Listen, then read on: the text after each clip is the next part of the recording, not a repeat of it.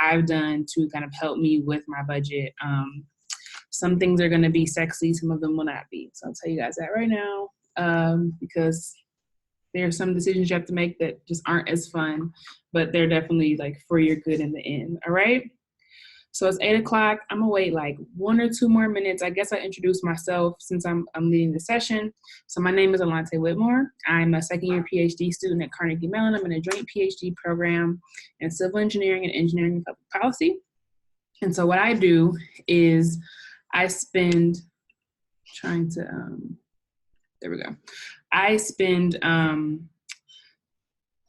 my free time running a podcast called Blackened in Grad School, where I share my experience, chronicle my experience as a Black woman in academia, navigating the space as a kind of first-generation doctoral student. I'm the first in my family to get a PhD.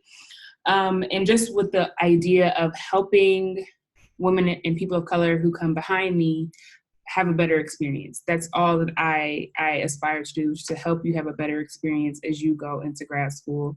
And I also interview other graduate students and early career professionals of color so we can hear about their experiences. I don't only talk to people who are in academia. I try to diversify by talking to people who went to corporate America, people who got their master's and got a job, people who got their PhD and did something different. And so I've been doing this in November, to be 2 years. I've been podcasting. Tomorrow I'm releasing episode 69, which is like crazy. So I've been doing this for a while. This is the second year I've hosted the summit, really with the intention, again, of helping incoming graduate students or those who are in graduate school already really kind of strengthen their skills and have a really productive summer, right? Like the summer is a time without a lot of distractions from classes. If you're a TA, those requirements. So you can focus on your research, you can focus on yourself, you can focus on your finances. And so I feel like it's really a great way to set the tone for a really great summer that is balanced, but again, you're being productive. So that's really my intention. I'm really excited that it's grown this year, and I'm happy that you're here. And with that, I'm going to get started. Just so you know, since I'm presenting, I'm going to be checking the chat every now and then. And I think I have a couple questions in this presentation for you all. So, I'm going to be looking at the chat. I will be answering questions throughout the session, but I'll also be answering questions at the end. And we have another giveaway. So make sure you wait and get to the end of the session and stay to the end of the session so you can see if you won this awesome freebie. Okay, y'all, with that, we're going to get started, get the shmoney right. And thanks again for coming, all right? Let's share the screen. Okay. Gotta press share, right. And if you don't mind, just let me know that you can see the video. Just I've seen one person to let me know they can see the screen. Uh-oh.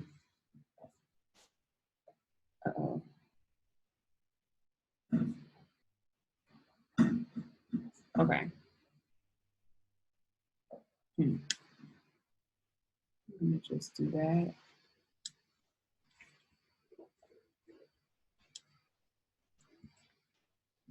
Okay. I'm going to assume that you can see the screen. I see it got it, so I'm assuming that's great. So cool. Okay, again, my name is Allante Whitmore. I'm Blackened in Grad School. I'm going to talk to you all about surviving on a stipend. Okay. So yeah, we're going to start with questions. We're talking, y'all. It's going to be interactive. Let me know if you're in grad school right now or you're heading to grad school, how are you planning to support yourself through grad school? So if you are a current grad student, do you have external funding? Do you have like a TA-ship or a GA-ship or a research assistantship?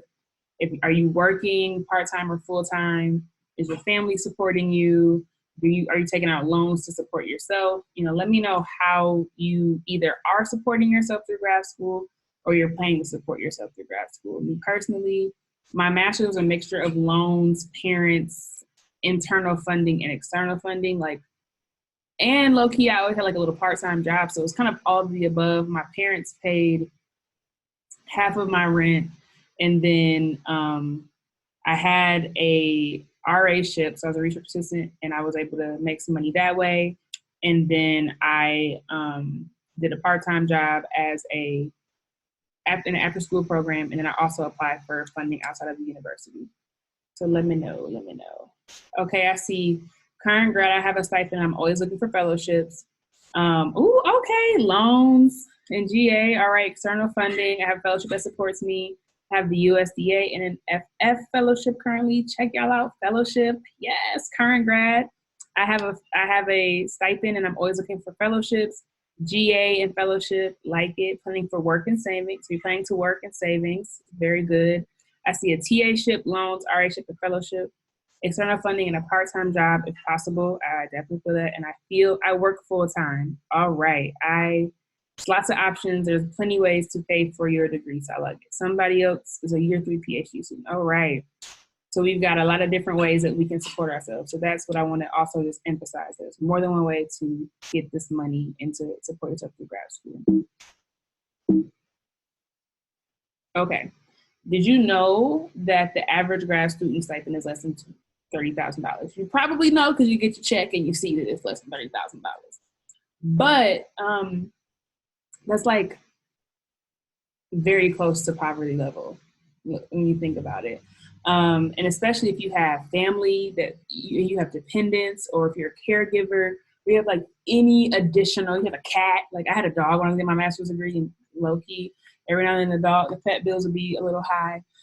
So really, we are getting all this education, but at the cost of having a smaller income for this time while we're in school. So while it's super low and not ideal, I do want to show you how you can make your dollar stretch in graduate school, okay? And these are a couple of things I want you to think about, like what can't you live without? I got sushi on there. Personally, I have sushi once a week. It's a bad habit, but it is like a non-negotiable for me.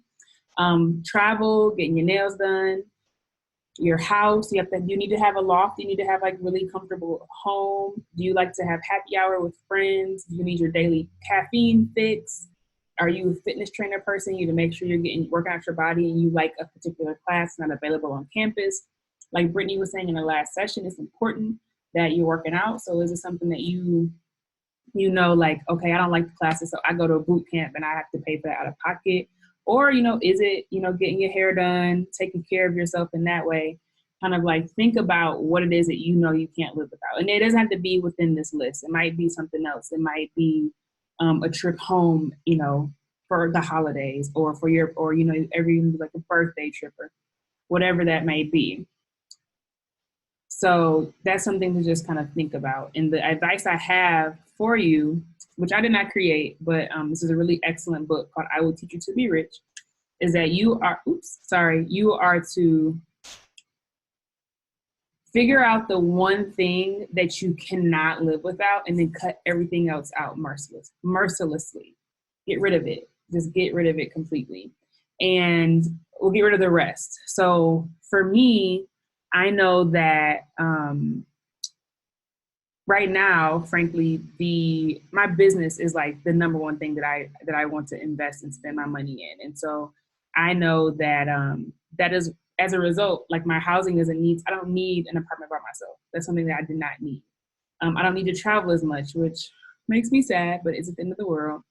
I know that I can't get sushi 4 times a week, but I mean, 1 out of the 7 days, I'm going to still get my sushi, but that means the rest of the time I have to cook at home. As far as like getting my nails and stuff done, this is not normal. I honestly typically don't have my nails done, and I do my own hair. I go to happy hour once every other week now that I'm in grad school, or once a month, somewhere between 1 to 2 times a month is all that I do, because I spend my money on investing in my podcast. And so as a result, a lot of other things had to get cut, especially as a graduate student. So while my example is like, okay, you're talking about like the podcast, but whatever that thing is for you. So maybe it is traveling. That's something that I love to do. And I know that I had to take a cut in my traveling while I've been in grad school, which I was not happy about. However, it's a small sacrifice so that I can do what it is I really want to do. And so you have to think about what that thing is for you, that you were like, okay, if nothing else, if I can't afford anything else, I got to have my own apartment, or I got to have my hair and my nails done every 2 weeks, or I need to be able to visit home, and home is far away, X amount of times a year. And so figure out what that thing is, and then you want to work around that main, that main thing that's going to be an expense.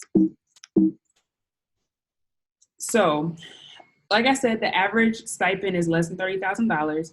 And so I just want to give you a breakdown of what a stipend can look like as far as like the basic budget. And this budget comes from the Fab Finance, Tanya Rapley, who's like amazing. And you can find a lot of different places, a lot of different breakdowns, but basically you want to spend 30% on your housing. That's about $650 a month, which I know in a lot of cities that is not the case. Your utility should be $215 a month. Your food, you should be spending 10% of your budget. Transportation, 10% of your budget. Medical health is another 5% of your budget. Your debt should be, you're spending 5% on your debt. Your personal expenditure, so that's your hair, your nails, whatever. This is per month, so that's $216. Recreation, so fun stuff, that's like $100 a month, and then your savings should be 15%. Now, these numbers are gonna fluctuate, and they should for you, and that's okay. You wanna make sure that you are, this is just a kind of like a framework for you to start from, and then you ebb and flow, because I don't know about, especially if you're under the age of 26, you shouldn't have a medical insurance requirement because you're still doing your parents' insurance. If you are, oops, I'm so sorry, y'all.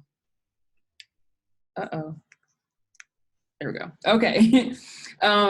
So that means maybe you could spend $200 more on your housing or $200 more on your food and utilities. Okay, $200 a month. That probably will cover your water, electricity, but maybe you could find an apartment that doesn't include those and it covers those utilities that's inside of your housing.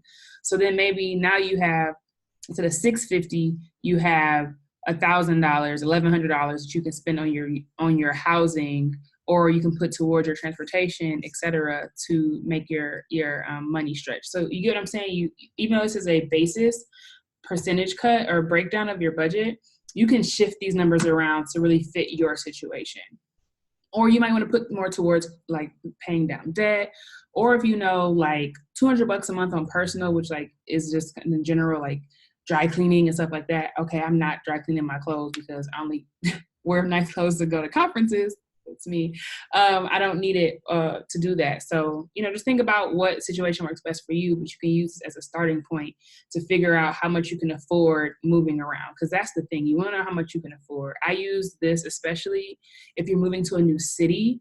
You should know by now. And if you don't, send an email what your stipend amount is going to be. And if you can either ask check your, if you got a fellowship, check your acceptance letter. It should have the amount. If it doesn't have the amount, send an email to the professor or ask a graduate student that's currently there, like, how much are you getting paid? And so that you can create a budget. And that way, if you're looking for apartments, you're not looking for apartments that are outside of your budget, because that's not fun. If you find something you love with and you find out that you really can't afford it, or that you're going to be like house poor in that apartment or in that space, you don't want that to happen either. So again, this is just a framework for you to look at your budget. All right, I'm going to check the chat, make sure I'm not missing anything. All right. So with that, what can you give up? Maybe now you're like, you can put an X on your happy hours. You can put an X on the fitness because you know you're going to have gym membership.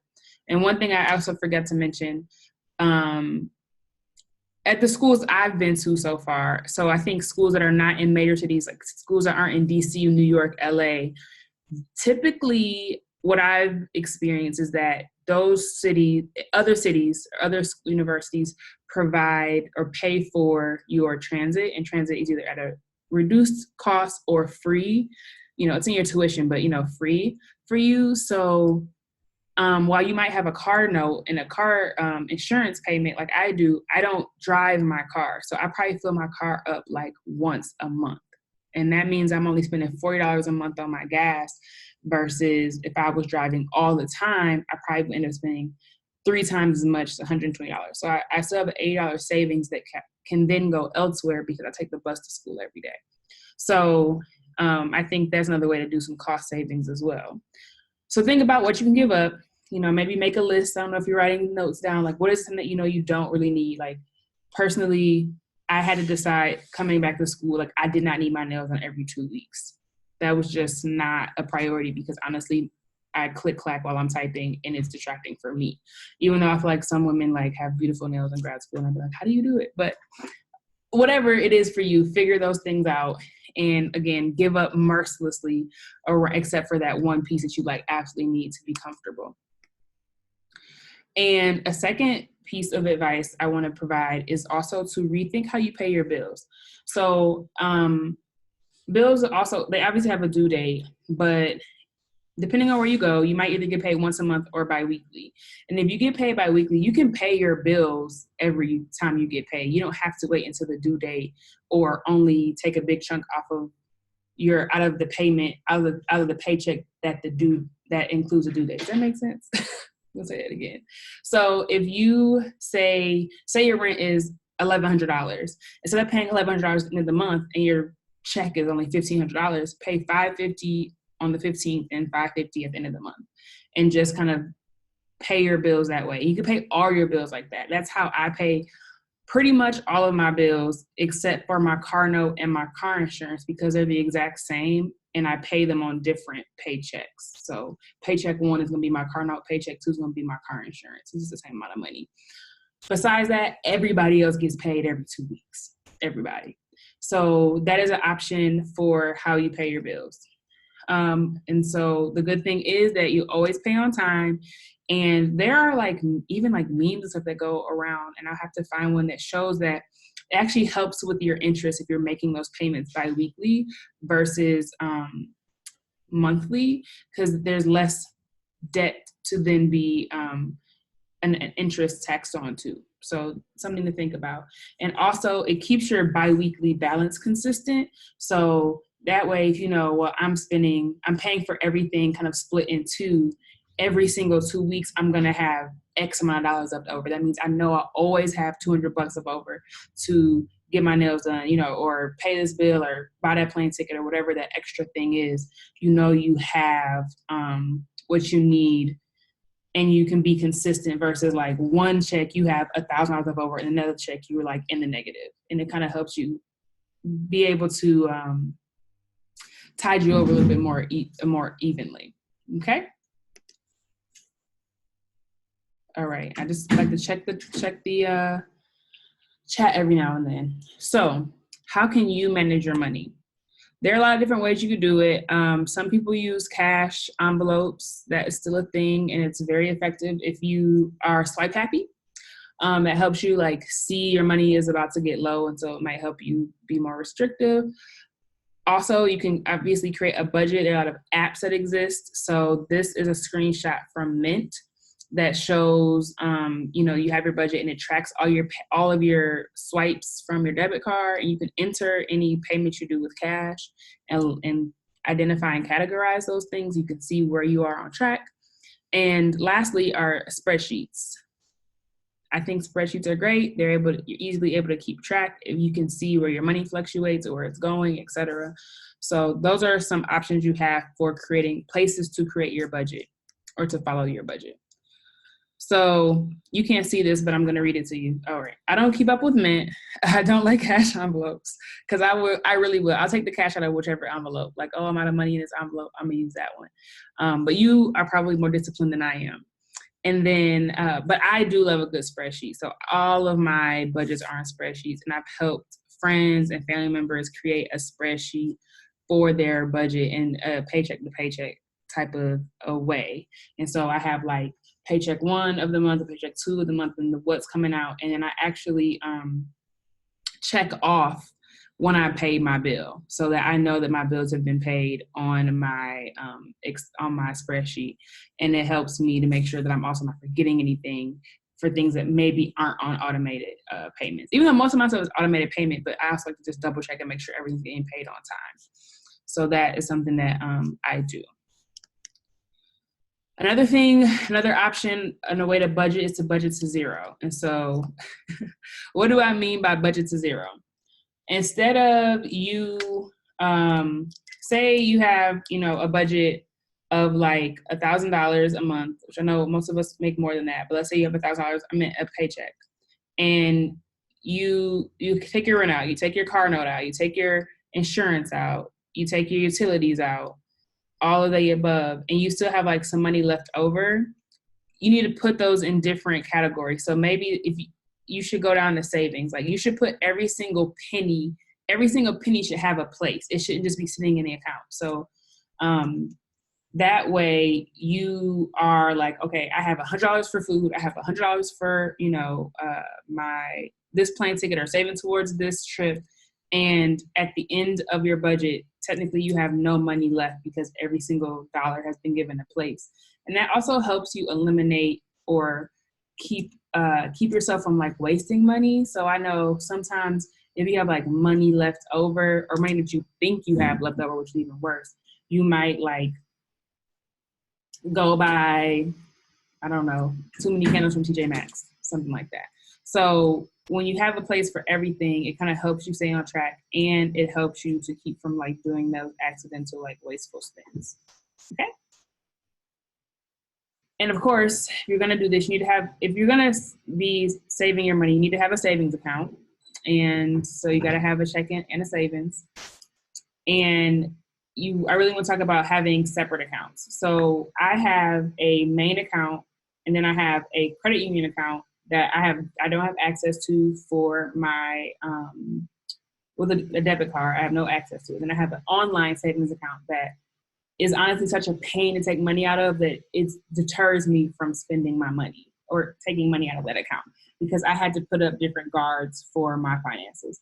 So when I get my paycheck every 2 weeks, first, all my bills come out immediately. That's the first thing that has to go. And the account that I use, which is Capital One 360, it does a really great job of immediately doing the deduction. So my available balance will reflect the amount minus those payments that have come out. So I know sometimes, like I used to have Bank of America. I'm sure they have a great product. I stopped using it because I might do like 10 bill pays, but my account still shows that I have, a full paycheck. But I obviously don't, because I've made 10 bill pays to go out. So while I'm able to keep track of it, I didn't like the deception that I feel like I saw, like, oh, I got, $1,000 up on my account. No, I don't, because I've already made all these payments, but they wait to reflect the account once the payment's clear. And Capital One does it the moment the payment leaves the account. So that's why I like that particular account for paying my bills. And I do have a debit card attached to that account, and that way I can like take care of my business with my debit card. Now, so it's kind of a savings for my bills and fun. Then my credit union account, or my car loan, is through my credit union. So I pay my credit union through my credit union account. I pay my car note every month.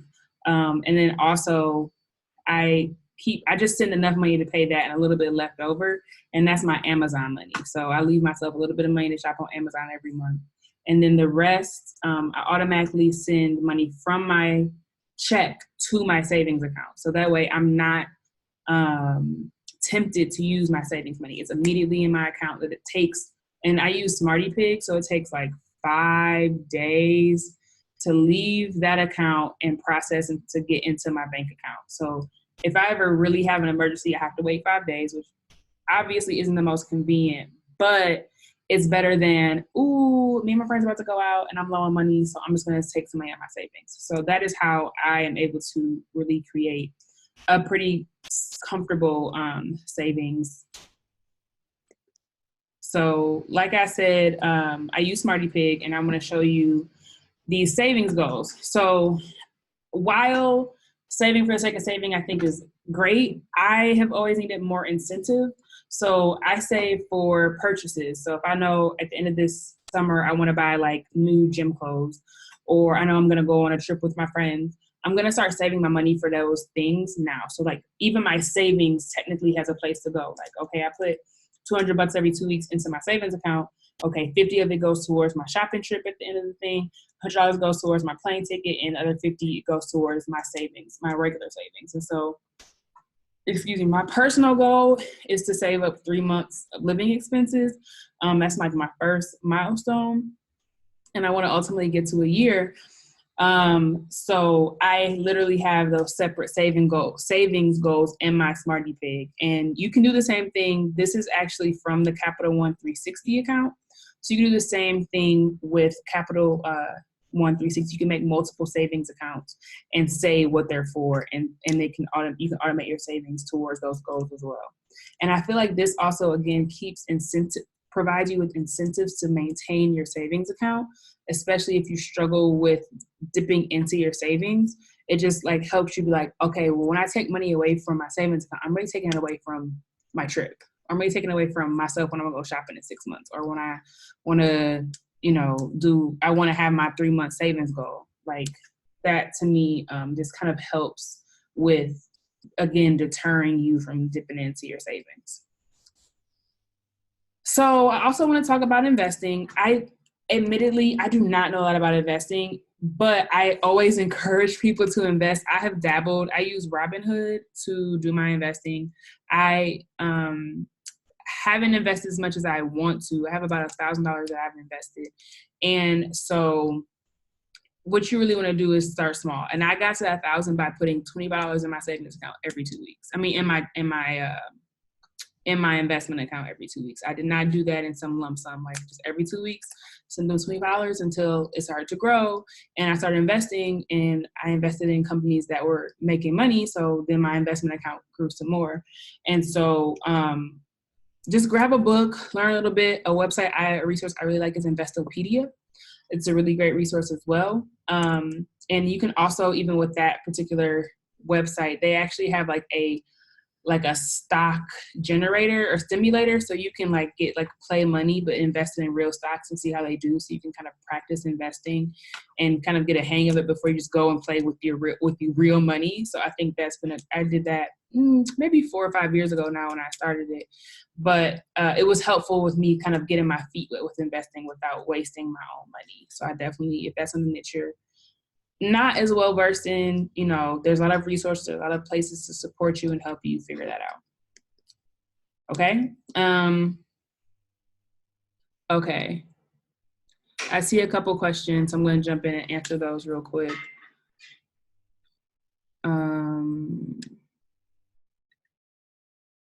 Okay.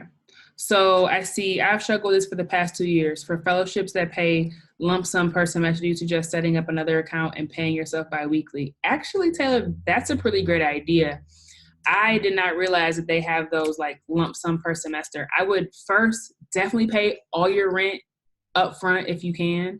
So at least, you got your housing taken care of, maybe your car insurance, and maybe your car note. I think those things I would definitely pay up front. And the rest, yes, I will absolutely do your own kind of drip payment. And Capital One 360, not that I'm singing their praises. I mean, it is a great product, but it's really good for that. Say just sending money from one account to another every 2 weeks or whatever you want to do. And it can pull from an external account as well. So I would definitely do that. It says, I love my spreadsheets too, but I spend so much time planning the masterpiece that I get lost from month to month. How often do you spend, maybe you're trying to say how much time do I spend referring to my budget? So I go to, every time I get paid, the day before I get paid, I check my budget. So that way I make sure all my payments that are supposed to be automated are coming out. And if I need to add anything, I do so. And then the day that I get paid, I just kind of do a double check. Okay, this is paid, that's paid, that's paid. Oh, let me go pay for this plane ticket. So it's going to pay for this particular paycheck, or transfer this money to this account, XYZ. So I would say every time you get paid, check your budget. It's kind of also a good reminder of when to check it. Cause I also used to struggle with that. And let me know if you all want a structure. Cause I do have one. I just wasn't sure if that's something that people wanted, since everyone might not want to use spreadsheets, but I definitely understand wanting to plan this masterpiece. I am also one of those girls. And some days I just spend time playing with my budget, almost doing like a what if analysis. Like, okay, well, if I pay these credit cards for X amount of days, how long will it last? Or how soon can I pay my bills off? Like that. So I definitely get it. Alexandria asks, what online savings account do I use? I use Smarty Pig. It's awesome. I will also include that. So I will send y'all the Excel spreadsheet and the Smarty Pig. Smarty Pig is like, I like Smarty Pig a lot. I've been using Smarty Pig easily 7 or 8 years now. I think I've been using since I was an undergrad, and it's been really helpful for me. And then what's the Play app. I think the kids in the house would like to learn to invest. Investopedia, it has a simulator. So if you look up like Investopedia simulator, it'll show up. It's really, really great. And then I see the rest of the agreements. Yes, I will send you all the spreadsheet. Not a problem. I need to like take my information out of it and make sure it looks good. And I'll include some more directions. Okay, I'm gonna keep going. So what are some tips for saving money? I don't know if anybody else knew, like I grew up on Aldi, but Aldi has really stepped it up, okay, in the last like 2 years. So Aldi, Trader Joe's, which most of us know are like the same company, they have some, they even have good produce where I live in Pennsylvania, really great, like chicken and all that stuff. Like today I bought like a six chicken breast, skinless chicken breast thing, like $8. Then I got some ground turkey. I got myself some flowers, some new spices, a bunch of vegetables, and I think my bill was like $40. So I like to go there. Also, if you live near a farmer's market, especially right now, it's great season. You can go to a farmer's market with $20 and get so much fresh vegetables and fresh fruit and great leafy greens that are, not only are you supporting the local economy, you're saving money. So I think that's a really great thing. Just go in there with $20-$30 and I promise you will walk up there like with hands full of fresh produce. And I say not Whole Foods. Admittedly, there are some things I do buy from Whole Foods. For example, I love kombucha, and they have these big like gallon or like liter size kombuchas, and they're more expensive everywhere else but Whole Foods. They have the cheapest price. And now the Amazon Prime is at Whole Foods. They have discounts.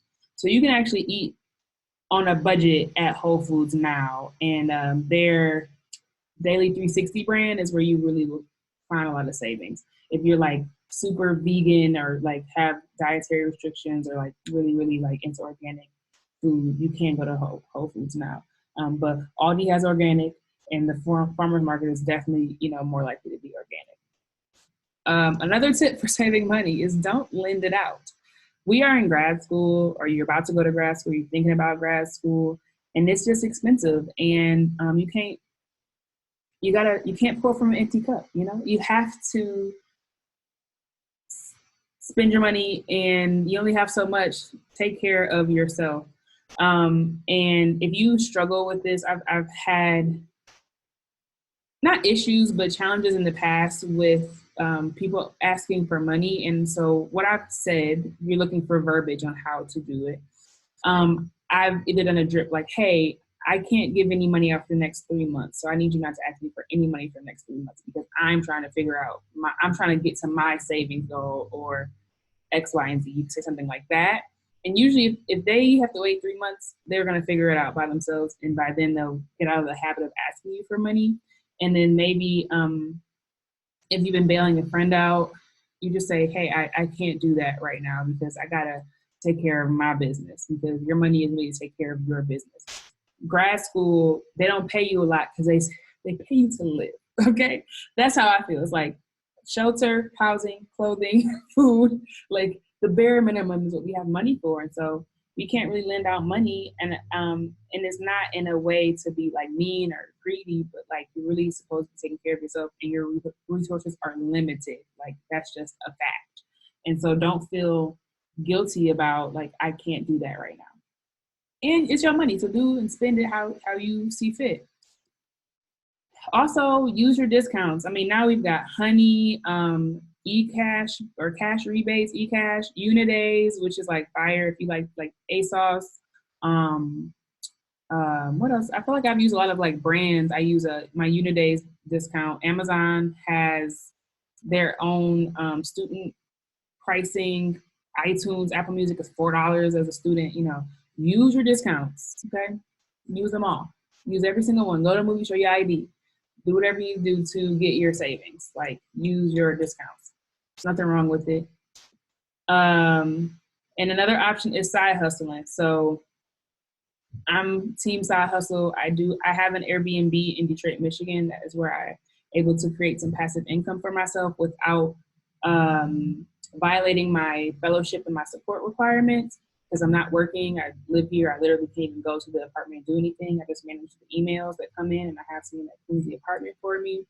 I believe in making some side money if you can. So just think about ways that you can side hustle. And I do have a resource available for that as well, which I'll just send out, because there's not going to be a link in the chat for this particular session, but I will send that out to you in like the recap email. I'm just making a little note so I won't forget. And some of them are like Airbnb. I've also been a tutor. What else have I done? I do, as long as I don't violate my requirements, I will do it to help make myself some money, okay? And lastly, you should listen to Black in Grad School. Literally 2 weeks ago, I released an episode about thinking about how you can create income for yourself, be it in the long-term or short-term actions. So that's episode 67 called Get Into the Money. I have some about fellowships. I have some episodes about side hustles. I have some episodes. We talk about money a lot because it's really important and it is a critical piece. You can't really do your homework if you're hungry or don't have a place to sleep comfortably, or your finances are stressing you out. I understand that too. I've been stressed by my finances before as a grad student, and like you can't focus when you're worried about your money the way that you need to. And we really, really want to have, in order for us to have a smooth experience, we want to make sure that we are, taking care of things as best we can. And one of those things is our financial life, right? So that actually wraps up my presentation. It's about 8:40, so I'm going to show you all a quick little piece of information for our giveaway. And of course, I'd love if you all follow me on Black and in Grad School. Black and in Grad School. I'm on Twitter, Instagram, and Facebook. Pretty much the same information goes to all of those sites, all of those pages. So while you're asking questions, I'm gonna show you something else. Okay. All right, and I see a couple notes. And just like I said, drop your questions in here while I am showing you this other little piece of information.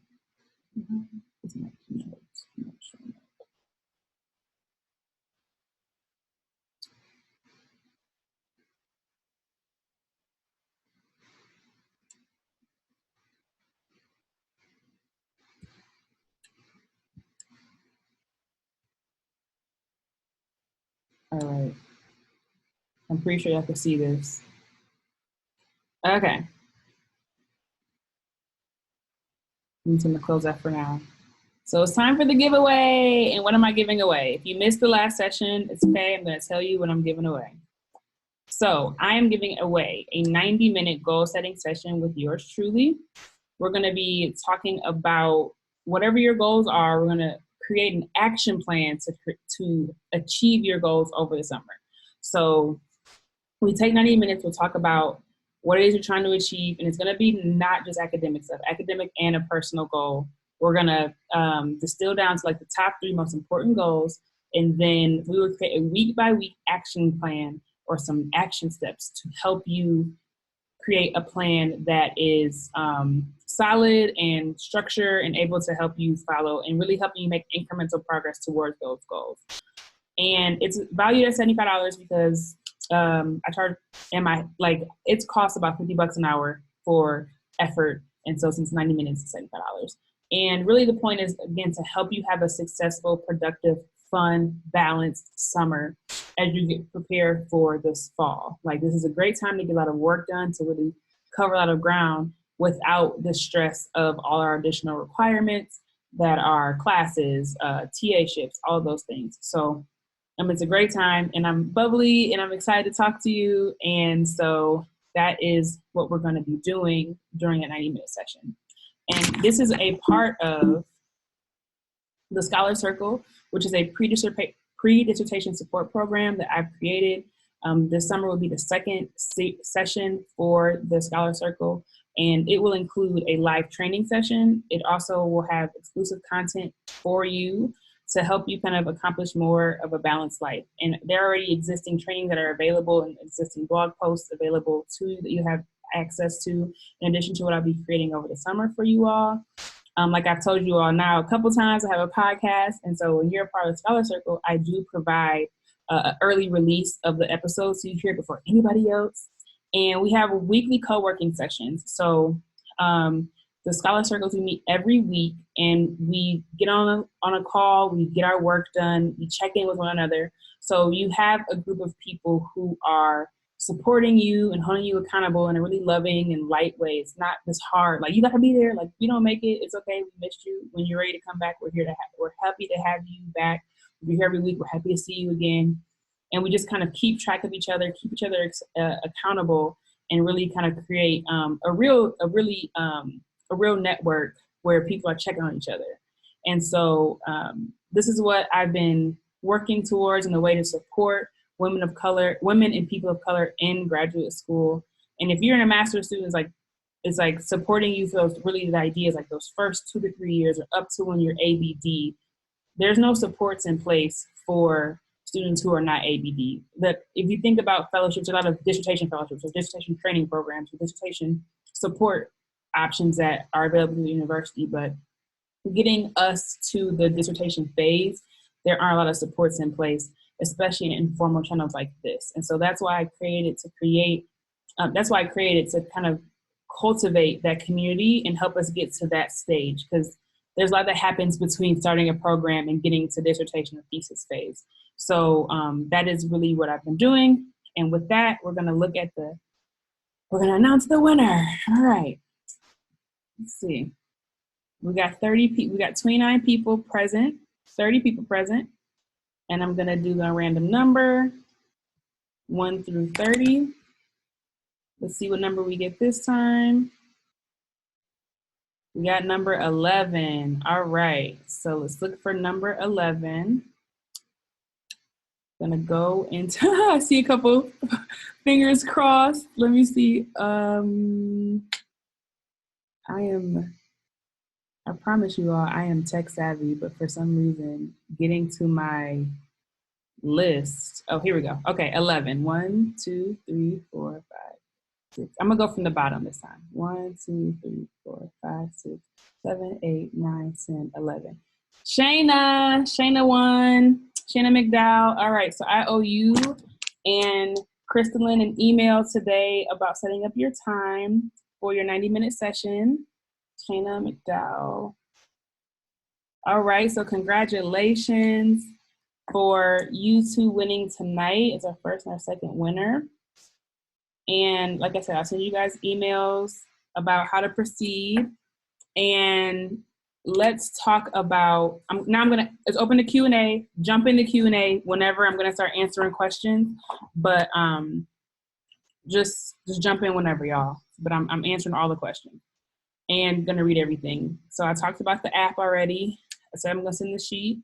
Kyla has a tip. If you find a bank that does this, I use an account that will transfer a small amount into my savings account every time I use debit. You can choose 10 cents, 50 cents, $1, whatever. It's like paying yourself first, which I definitely support. I think they have a lot of they can round your charge up to the nearest dollar, and they put that difference into your savings account. And I think Digit and Acorns are also other apps that do that service as well. And admittedly, I've never used them. So thanks, Kyla, for bringing it to my attention too, bringing information into the space. Takeda, hey Takeda! She loves Audi. I love Audi. They just are really clutch. So yes, I'm here for it. I tell people and the kids I'm a broke college student. No, these are facts. I like to remind, no, I'm in college. I know I'm 30, but I am a broke college student. And I love that, Deja. And the mirror is not in the budget, especially when people are asking like to go and do something extra. I completely agree with that. Like, nope, I can't even do it. Sorry. I checked my budget. And you could say that, you know what, I checked my budget and I just can't do it right now. You know, love ya. And I mean it, can't make it. And then Tyrese asked, how do you stay focused on your goals in the summer when summer feels more laid back? And are we talking about financial goals, Tyrese? And then it says, do you have a vision board? If so, do you have tips on making it look artistically appealing? You have some great visuals here on tonight's session. Oh, thank you. Right now I don't have a vision board because I love Tracy G, y'all. She has audio vision boards. And so it's pretty much affirmations laid over some beats. And so I listen to those every single Sunday. I listen to them, or Monday on my way on the bus to school. I listen to my affirmations, and she has one about money. So I listen to that. If you're talking about just overall goals, me personally, I have to create a structure. So I have a schedule for my summers. Even though it is a little bit more laid back because I can work during the day completely and I have fewer meetings that interrupt my schedule, fewer requirements interrupt my schedule. So I can say, okay, I'm gonna work 8 to 2, Monday, Tuesday, Wednesday. Thursday, I have a noon meeting. So I'll break up. I work early in the morning and I'll do like a couple hours of work afterwards. And that's how I kind of stay track on my goals. And I have my co-working sessions that helps me stay on track. So whatever I don't get done, or if I don't have something get done and I'm like getting behind, I use my co-working session to really help me stay on task. Excuse me, Terrell, you're gonna win. I promise, win these. Shayna, you're welcome. I'm excited. And Crystal said, I joined a little late, so sorry if you've already discussed this, but how do you account for taxable income in your budget? So I didn't talk about tax a lot, Crystal. Admit it, I just leave all that to my tax professional. I spend a little bit of money on my tax professional. I spend about $300 to help me just figure that out because I don't know. I'm not good with that part. I don't know. I'd rather just admit I don't know. And then Tashia, I hope I'm pronouncing that right. Please tell me if I am or am not. I know this was focused on stretching your grad stipend, but can you briefly share your experience preparing yourself financially during the summer before your first year of grad school? Yeah, so I was working prior to coming to grad school, so every little penny I just tried to save. So I tried, because I had to move, so I wanted to save up. And I don't believe in personally. I don't like lifting stuff. I'm just gonna be honest. I'll admit that part is a little weak in me. So I made sure I had money for my movers. I called and double checked how much is it gonna move a 1-bedroom apartment. Got a ballpark save for that. My mom and I, she and I drove down. So gas, hotel for us. My first month's rent, my deposit, all of those things I wanted to make sure I had paid, especially because if you're starting, you more than likely might have a lapse in your payment. Like you might have gotten your last check from your job or wherever you're working at before, and it takes a whole month or two since you started your program to get paid. So I want to make sure I have money to cover my bills for that time, that gap. And that's probably all I would say, right? So that's probably, I'm going to just do a quick little ballpark. So most rent, we'll just put it at $700. And then you need to move, that's probably like another $500. And then you need to have your first month's rent and your deposit. And then what else did I say? Second month's rent. So that sounds a lot of money. That's about $3K. So I would, figure out those numbers for you and then work backwards. Like, okay, it's going to cost me, X amount of money. Where can I save money? And then from that, or can I get support? Something that I did, I had a going away party, and it was a party where you bring a gift card or some cash. My mom was like, she needs cash. She's moving, she needs cash, or IKEA or Amazon gift cards. That's it. So, get your family in on it to help you, support you. So that is kind of how I was able to save my money, but figure out the amount and then work backwards. So like if it's $3,000 and it's about to be May, you know, you have like 5 paychecks, figure out how much that is savings wise. That sounds like a lot. And so I would double check and make sure those numbers are actually going to be accurate for you. That sounds higher than maybe necessary. And then just break it down and just save it. And don't think about it because you're going to need it moving forward. I mean, life goals and personal growth goals. Oh, okay. How do I say? How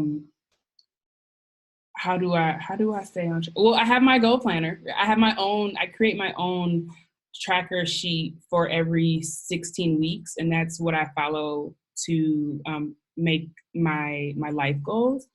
And then I also reevaluate them. I feel like every 6 to 12 months, I evaluate my goals and make sure they're still what I want to do. Because I feel like sometimes why stay on track is not what you really want to do. So it's an iterative process. And Tyrese, maybe we could talk a little bit more offline, and I'll send you a message. Oh, a couple people messages. Okay.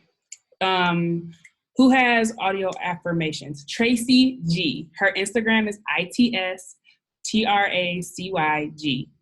Oh my gosh, y'all. I'm putting y'all on. I love Tracy G. I've been listening to her for like 4 years, 4 years now. Just bomb. And tell her Allante sent you. Tell her Black in Grad School sent you, because I really want to get her on here to give us some grad school affirmations. What's next? Each state, Terrell says each state should have a tax calculator. Thank you so much. Tony asked, can you talk a little bit more about your Airbnb side hustle? How do you set it up? What's your average monthly income? How do you manage this in Michigan? Okay. So I started my Airbnb side hustle prior to moving. I had an apartment in downtown Detroit. And so I have spent now the last 4 years renting it out. And so my rent honestly has gotten super high. Rent used to be like $750. Now it's like almost double that. And so I have a co-host. And so really I have a friend who I pay a percentage of my income, of my revenue. And she covers like all the cleaning. And she does all the washing of the sheets. And she like flips the apartment for me every time I have a new guest. And last year I actually had an apartment in Detroit. I had 2 in Pittsburgh that I was renting out. And at that time I was netting $3,000 a month. Now, what was I actually taking home? Probably closer to like an extra like $1,000, $1,200-ish a month after I paid all my utilities, all my rents, because I had 3 rents I was paying. And that's what I did. Now, of course, you're like, oh, you're not supposed to like Airbnb a place that you rent out, which is true, but you know, you got to be smart, and you know, that's how I did it, just being completely transparent. And all I have to do now, since I live in Pittsburgh, is just respond to the messages that come across. And people still text me or email me about like, oh, I can't find the Wi-Fi or whatever. I just respond to them and I handle everything on my phone or on my computer. So that's how I have done it. Like I said, my rent has gone up, so I don't have as much profit. And so I'm actually having to reevaluate if it's worth it for me. But to me, if you're making at least like $300, $400, $500 extra money, and all you really gotta do is like go clean the apartment, which takes like an hour if you have a small place. I used to have a 2-bedroom apartment here that took me an hour and 15 minutes to clean that place. Honestly, I think it's worth it. It's worth the time. And it's easier than working a full other job. But when you have multiple units in one city, I was running around the city cleaning up apartments, and that was starting to get a bit much. And then to Shia, thank you so much for helping me pronounce your name. Thank you. And then Terrell said, if you know your gross income, it should give you a ballpark net income, and I knock off 100 from there. All right. And Alexandria says she liked your question, Tashaya, and Tashaya said it was super helpful. Cool. Okay, y'all.